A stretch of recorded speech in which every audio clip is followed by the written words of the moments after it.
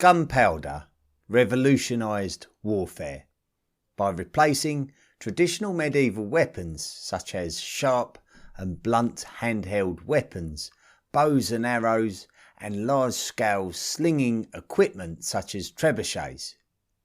Eventually, all would be replaced by guns, grenades, rockets and cannons as the preferred weapons of warfare. But there was a long journey of evolution before they could be manufactured on a large scale and have the necessary quality to be relied upon. At one time or another during this podcast series, we have mentioned the greatest inventions that China gave to the world. The magnetic compass and paper originated in China. The earliest printing innovations originated in China. Alongside these three things, China brought gunpowder to the world. The legacy of gunpowder weaponry is demonstrated by Eurasian culture being seen in every corner of the world. But what is its story?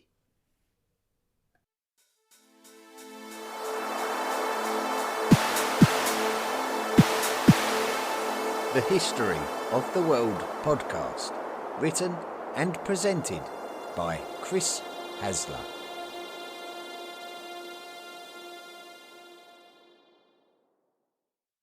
And we're live on match day as Doug reaches for a buffalo wing.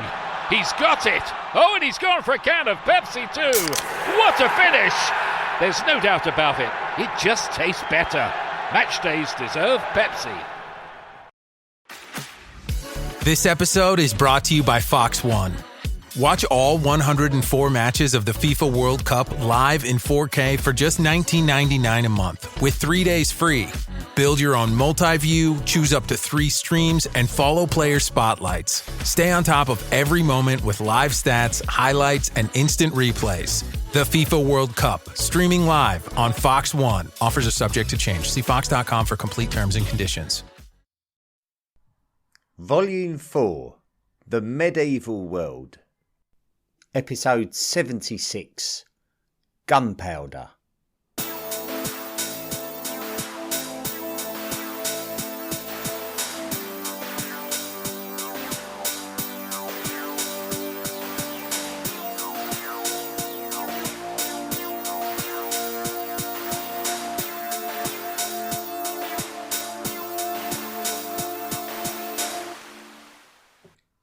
Welcome along everyone. Let's start this episode by looking at the origins of gunpowder.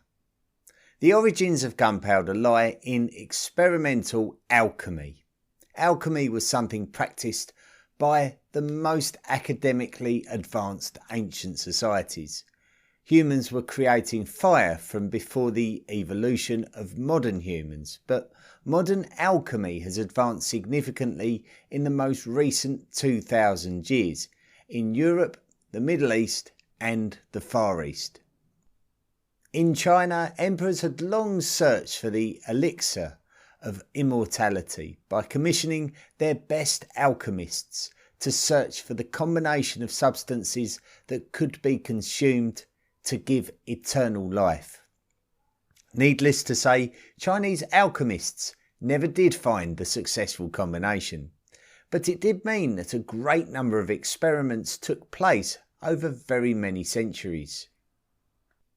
The man known as the first great emperor of China, Qin Shi Huang, desperately attempted to find the elixir of immortality from his reign in the 3rd century BCE, so we know that Chinese alchemists would have been hard at work from at least that far back in history. We know that some of the earliest known Chinese alchemists recorded their discoveries and experiments. The origins of gunpowder as something specifically produced for explosive purposes can be traced back to the 11th century, but there are pointers towards earlier discoveries and innovations. The earliest traditional gunpowder recipe contained the elements sulphur and carbon, mixed together in the correct quantities with the compound potassium nitrate, which is more commonly known as saltpeter. There is a record of such a combination of these substances being created during the 9th century during the age of the Tang dynasty. The result of the chemical reaction was a flash and a bang when the combination was exposed to a naked flame. According to records, hands and faces were burned by the smoke and flames, and it appears that the house that these people were working in was burned to the ground as a consequence. So although the first specific recipe for gunpowder was recorded in the 11th century, it seems evident that gunpowder was discovered at least 2 centuries earlier and was highly likely being used to create weapons for use in warfare. At the beginning of the 10th century, the armies of a fragmented China were using a weapon called Fei Huo, which literally translates to mean flying fire. The combustion process of gunpowder acts as a propellant, so these flying fire weapons were incendiary weapons propelled by the gas created by the combustion caused by that same chemical reaction that unfortunately burned the house down of those Tang dynasty alchemists from the previous century. It was possible during this period of political turmoil in China that armies started realising the potential of gunpowder and its powerful propellant qualities when they began to fill bamboo tubes with this mixture, and by using a fuse they would be able to propel polearm weapons towards their opponents. So it would have a similar role as an archer, but without the necessity to construct a bow and create propellant forces by pulling the bowstring using physical strength. This design would then develop in 3 different ways. Firstly, the proportions of the gunpowder mixture were optimised to provide the maximum combustion effects. So not only was it about the precise percentages of the ingredients used, but it was also about the fineness of the granules, which allowed more surface area to be combustible at the exact same time, creating more power. Secondly, the material being used for the construction of the bamboo tubes was changed to metal, to enable the weapon to have a solid and more reliable barrel that could be reused. Finally, the projectiles themselves would now become solid objects, and the benefit of this is that these solid objects could be fired at high speed because the propellant object fitted snugly within the barrel, and a very low percentage of the gases created by the combustion would be lost, meaning that the propellant object was subject to as much of the propellant gases as possible, and the object could be propelled with as much force as possible. This is how the concept of the first guns and cannons would develop. The secret of gunpowder. China was understandably protective over their knowledge of gunpowder. If this knowledge were to fall into foreign hands, then the Chinese may well be subject of their own innovation. The sale of saltpeter to foreigners was made illegal by China during the 11th century. Despite this attempt to prevent the spread of materials and knowledge, this would only hamper the spread rather than prevent it altogether. In reality, gunpowder weapons only had a small amount of impact during battles for a number of factors. Expertise favoured traditional weapons. Commanders well knew how to deploy their men who used traditional weapons such as horse archers, for example, and horse archers would be experts in their field due to years of training given by experts. Gunpowder was a new innovation, and by comparison, commanders were still learning how best gunpowder weaponry could be deployed within the battle environment. Gunpowder weapons were highly volatile and somewhat unreliable.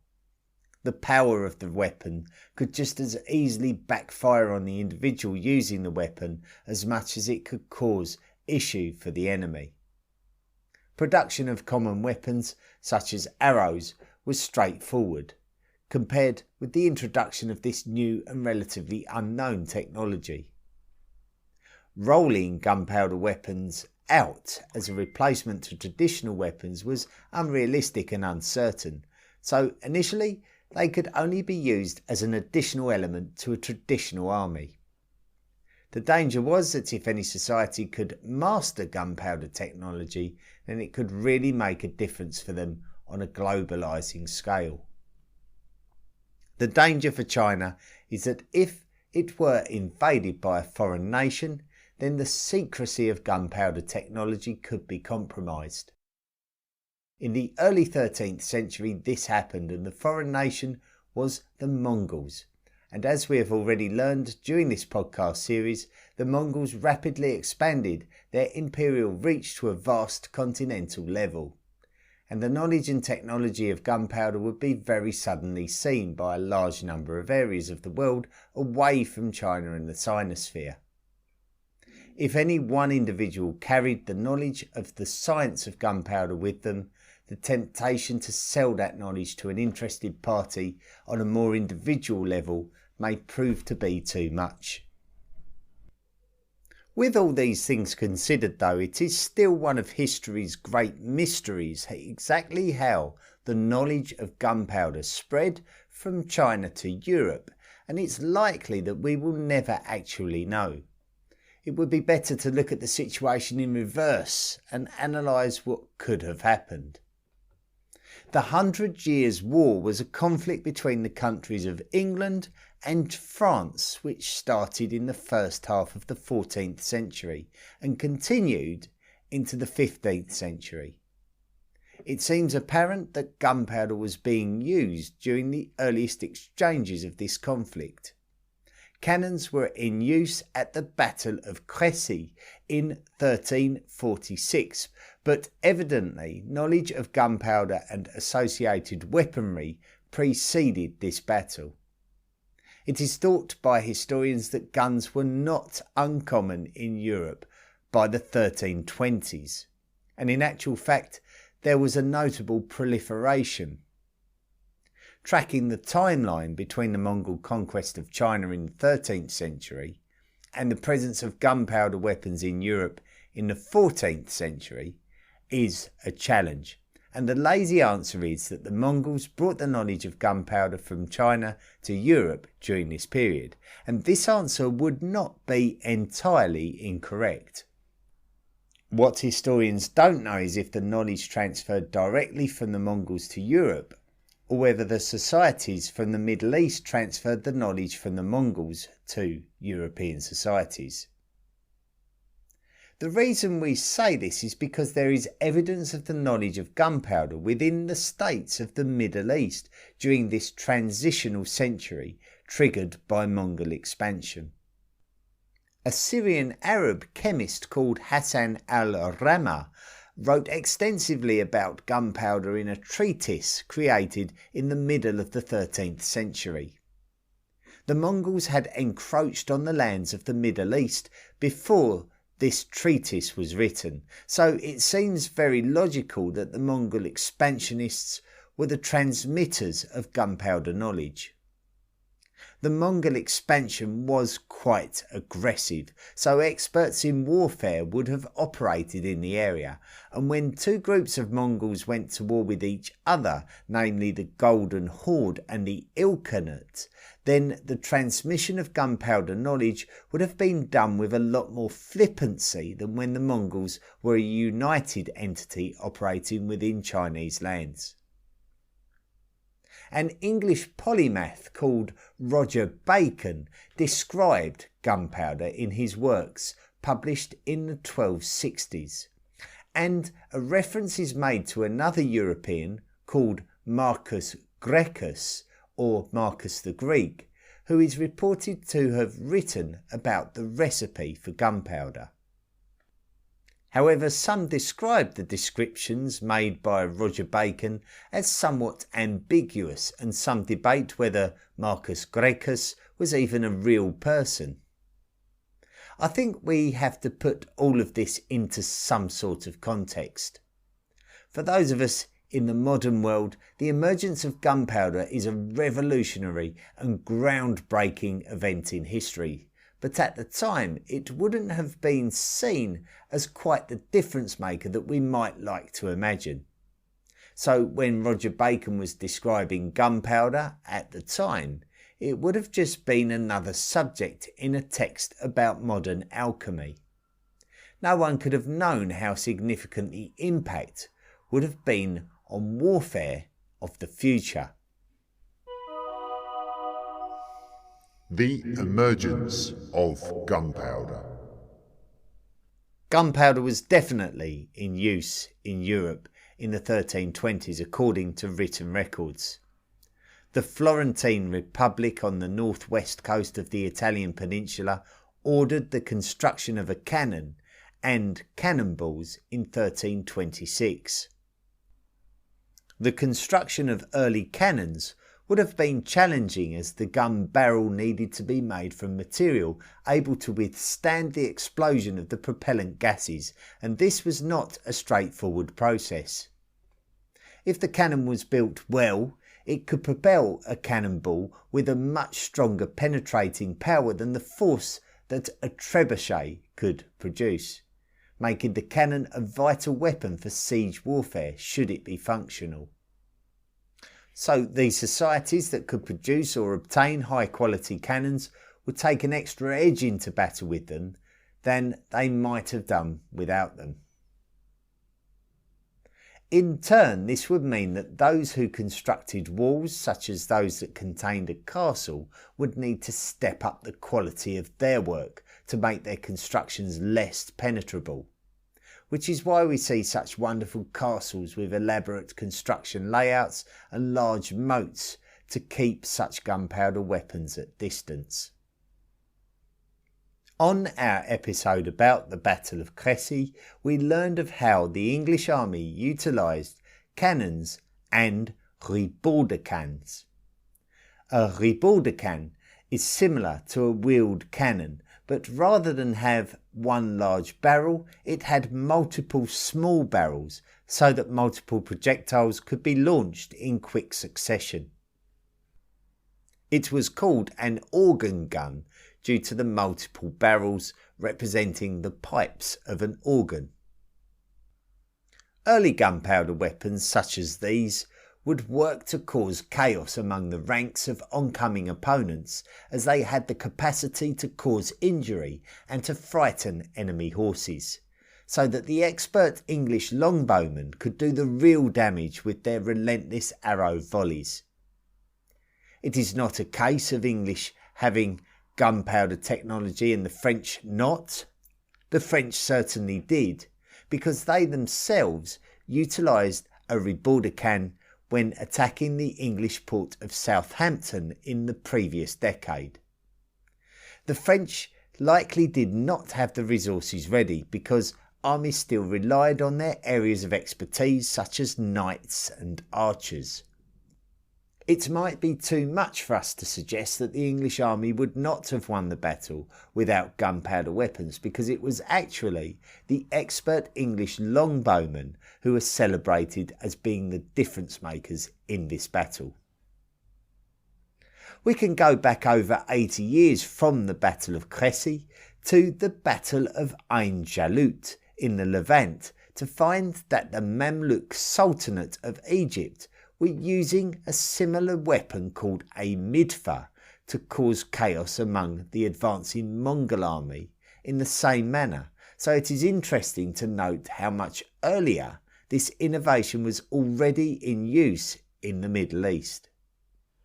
It is also notable to look at how small the scale of gunpowder weapon use is during the early period when compared to the devastating effects of gunpowder use in later centuries. The Chinese had already found out just how devastating gunpowder could be by the end of the 13th century. In the city of Yangzhou, in the year 1280, the Yuan dynasty of China had been stockpiling gunpowder weapons in a storage facility. A spark had initially ignited some fire lances which went off like fireworks. However, the facility also contained gunpowder bombs, so when the fire spread to the stockpile of bombs, the entire facility exploded, creating a ground-shaking explosion that must have felt like the end of the world to anybody living within a couple of miles of the facility. Around 100 guards were said to have been killed by the explosion, and debris from buildings was propelled several miles from the explosion. The crater that remained in the location of the facility was over 10 feet deep. The development of gunpowder.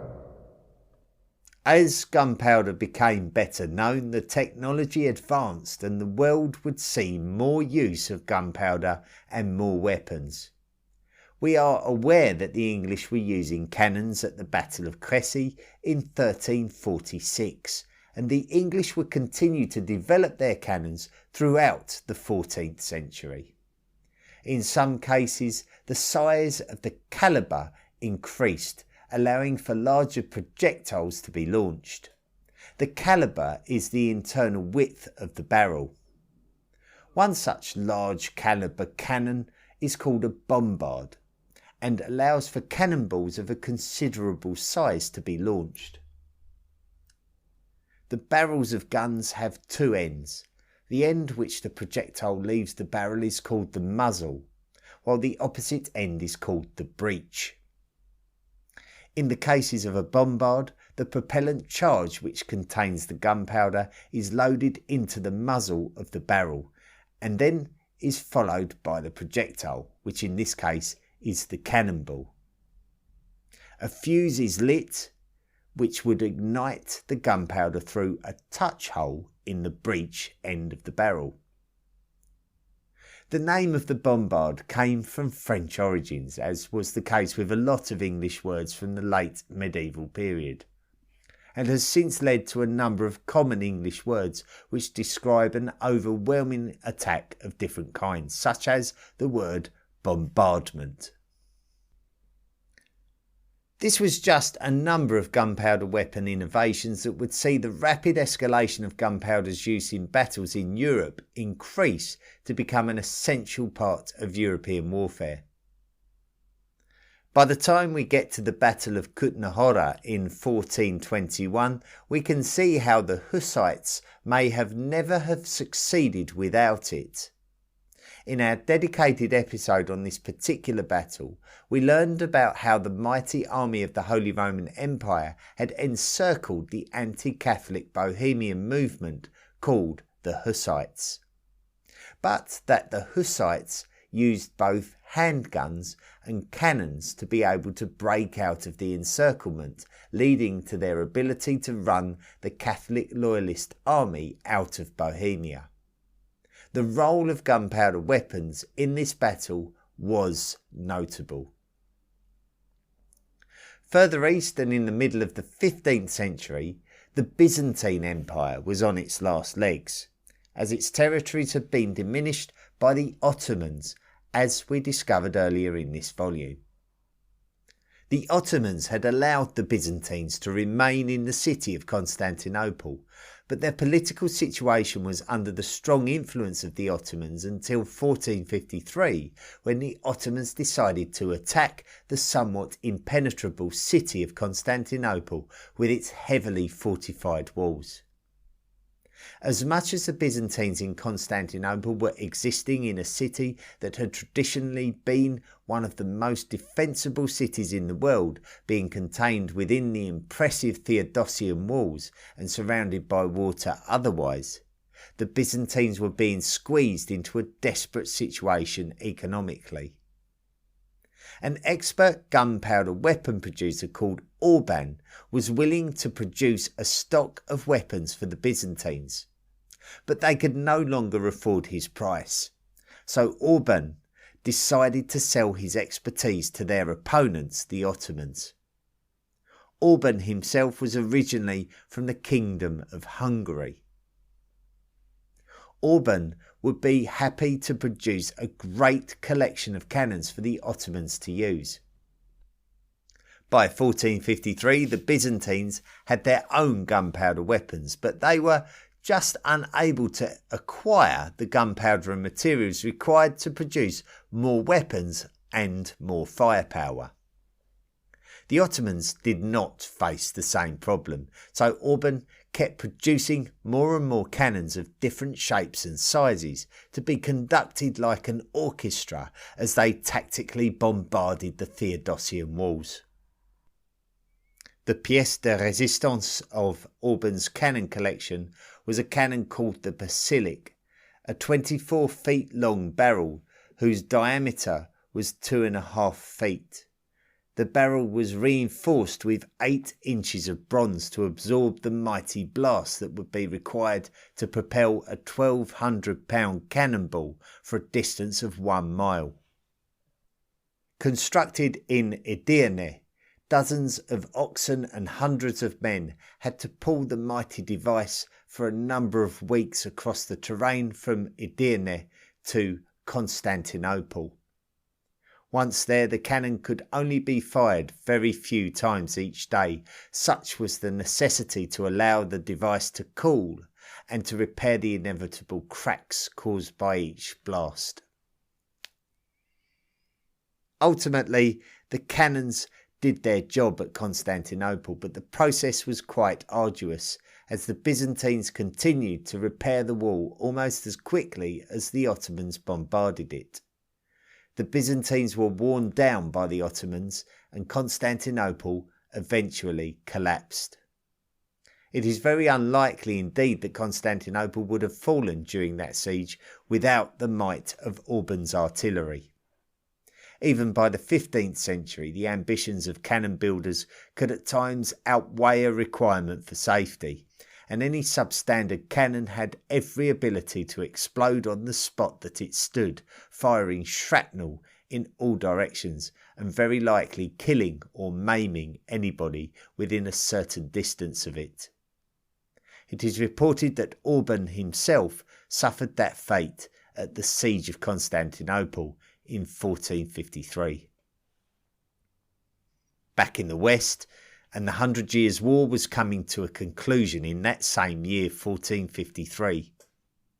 A protracted conflict began in the previous century, and as we reported, the English were the ones using cannons at the Battle of Crécy in 1346. By 1453, the balance of the conflict was swaying towards the French, and an English army was drawn into a trap laid by the French at the Battle of Castillon. 300 guns used by the French overwhelmed the English forces, with around 4,000 either being killed or captured, and the rest of the army surrendering. The absence of French gun weapons at the start of the conflict no longer mattered because the presence of them was now the difference maker, with this battle being regarded as the day the French won the 100 Years' War. The weapons of gunpowder.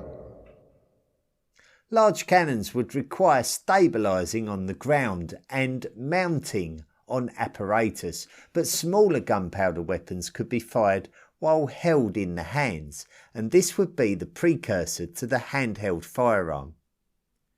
Europeans would develop this concept to create the arquebus. The preference was to mount these smaller weapons before firing, but if time was of the essence, the operator might choose to fire the weapon while holding it, which could cause quite a severe recoil on the operator himself. Initially, it is believed that the arquebus specialised as a defensive weapon to be fired at approaching forces. The arquebus was certainly in use by the French at the Battle of Castillon. The biggest challenge with such firearms was their efficiency in the heat of battle. In the modern age, it is taken for granted that the pull of a trigger will fire a bullet. The first firearms required the ignition of gunpowder via a touch hole at the breech of the barrel, so a match would need to be lit using flint and steel, and then it would need to be carefully placed in the touch hole in order to ignite the gunpowder, and all at the same time the operator would need to aim at a target. Seemingly impossible when described like that. So then came the invention of the matchlock, which was an intricate mechanism that fed the lit match into the touch hole using a type of trigger, and this technology would develop over time, being enhanced and being made more efficient. The arquebus would actually make its way back to the home of gunpowder technology when the Portuguese travelled to the Far East in the 16th century and took this technology with them to both China and Japan. Another technological advancement for ease and efficiency was the trunnion. Mounting a gun or a cannon was one thing, but holding it at the right angle, especially when trying to ignite the gunpowder, was another. The trunnions would act as an adjustable mounting point for the cannon that would enable the operator to adjust the angle of the muzzle automatically and without having to actually hold or mount the barrel itself. During the 15th century, the political situation in Italy was disjointed, and many of the nations of Europe had an interest in this situation as they sought to influence the situation. The outcome was the period known as the Italian Wars, which took the Italian peninsula into the 16th century. One of the key nations who were very interested in the political situation was France, and at the Battle of Ravenna in 1512, the French were opposed by the Spanish and the Papal States. This particular battle stands out in history as being significant because gunpowder weapons such as cannons now seem to be favourable to both sides, as opposed to using infantry and cavalry. Later on in the conflicts, the Holy Roman Empire would use arquebusiers to good effect against the French at the Battle of Pavia in 1525. And this was significant because knights were normally the successful close quarters fighters alongside the pikemen, but in this battle the gun carriers were the ones who turned the tide. So this could be cited as an important battle in the story of the redundancy of the medieval knight. The importance of the arquebus as a significant weapon of battle led to much in the way of technological advancement of the weapon. It was important to have the most powerful weapons, and the heaviest and most powerful arquebuses would quickly evolve to become what we recognise as the musket, designed to penetrate armour. Early muskets developed to have a flintlock mechanism that replaced the matchlock mechanism. With the matchlock, the match which ignited the gunpowder was a soaked piece of glowing cord, whereas the flintlock was a piece of flint which struck against a steel frizzen, causing a spark that would ignite the gunpowder. The flintlock was more efficient and more reliable in wet weather conditions. It is very important to note that the dominance of gunpowder weapons over medieval knights was a very gradual process that happened over the course of many generations. It slowly became more important as part of a traditional battle force. Contact between Europeans and China had an impact on the developing gunpowder technology of China, so technology such as matchlocks appeared to be introduced to China with the arrival of the Portuguese rather than developed in China. The legacy of gunpowder. We have made the point of stating that gunpowder weaponry didn't just burst onto the scene and change the nature of warfare overnight. It took centuries of technological and scientific research and development before the fundamental knowledge of the production and utilisation of gunpowder weapons could have a significant impact on warfare. Weapons were gradually introduced, integrated and improved over the course of centuries from the end of the medieval period through to the early modern age. One area of warfare that was significantly changed was war at sea. Before the emergence of cannons, often smaller galleys had the manoeuvrability to outwit the larger sailing vessels, but with the emergence of cannons, the larger sailing vessels could simply blast the galleys out of the water. The impact of gunpowder warfare at sea was felt by the Spanish Armada in 1588, when the English were not just firing cannons at the Spanish fleet, but also sending fire ships laden with gunpowder floating towards the Spanish fleet while it was anchored. The first true machine gun was developed in America in the 19th century, but the Chinese had tried to develop a type of rapid fire weapon during the 17th century called a Lianzhu Huochong, also known in the Anglosphere as the continuously shooting blunderbuss. It was capable of firing 28 rounds of ammunition in quick succession. At the end of the 19th century, gunpowder would be replaced by more reliable, powerful and clean methods of explosive propellants such as nitrocellulose. The most common use for gunpowder in today's world is in fireworks. The real impact of gunpowder on history is more to be seen on how the countries of Eurasia were able to overpower other lands and cultures who did not have gunpowder weapons. The first cultures to feel the impact of this were the societies of the Americas and sub-Saharan Africa. Even if societies were not experts at manufacturing gunpowder weapons, the richest societies could buy the weapons, so the manufacturing countries could benefit from their expertise without physically using the weapons against other peoples. The explosive benefits of gunpowder were not just utilised in weaponry, but were also used to enhance mining and tunnelling capabilities. Gunpowder was absolutely one of the key factors of the transition of the world from the medieval age to the modern age.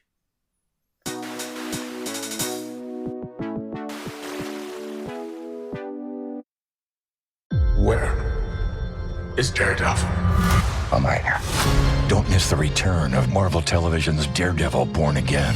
So what's next? I feel liberated. We're gonna take this city back. Over medicated. In an all-new season, now streaming only on Disney+. They're hunting us. It's time we started hunting them. I can work with that. This should be tons of fun. Marvel Television's Daredevil Born Again, now streaming only on Disney+. The World Cup is back and Football Weekly is going daily. From the goals and the glory to the politics and the problems, join me, Max Rushton, and our expert panel every day of the tournament. World Cup Daily, listen on Spotify now and watch the full episodes on YouTube. Thank you very much for listening to this week's podcast episode on gunpowder. Now, if you enjoy the podcast and want to support the podcast, please visit our website, thehistoryoftheworldpodcast.com. Click on the Patreon link and sign up to make a monthly contribution. It can be for as little as $1 a month. It all helps.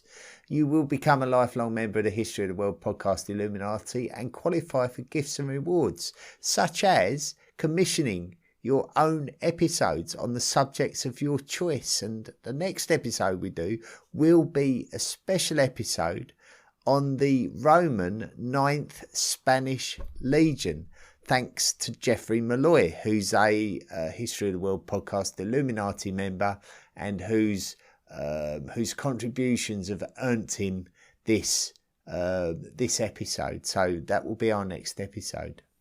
If you want to get in touch with the podcast, as always, drop me a line at historyoftheworldpodcast@mail.com. You can follow the podcast on Facebook, X, Instagram, TikTok, YouTube, Tumblr, Threads and Mastodon. And if you can't get enough of the podcast, then look out for the special debrief episode where I'll be talking some more about the episode that you just listened to and a few extra bits and pieces besides. So that will be coming out alongside this episode. So go and look for it now. It should be there.